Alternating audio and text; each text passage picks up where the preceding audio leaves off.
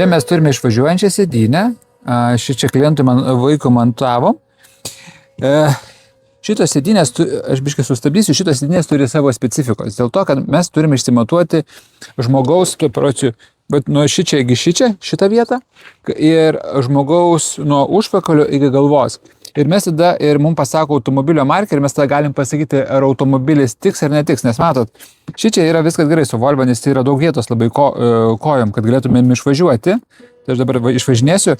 O kitiem automobiliams nebūna tiek vietos ir dėl to čia kliūna galva, kojos. Ir atkreipkite dėmesį, aš matot, esu labai aukštas ir aš, pavyzdžiui, man čia jau netiktų. Bet jeigu yra žemesnis žmogus negu 1,93 m, apie kokią 1,75 m, aš manau, kad čia būtų jiems labai labai gera sėdynė. Tai va, tai mes taip išvažiuojam.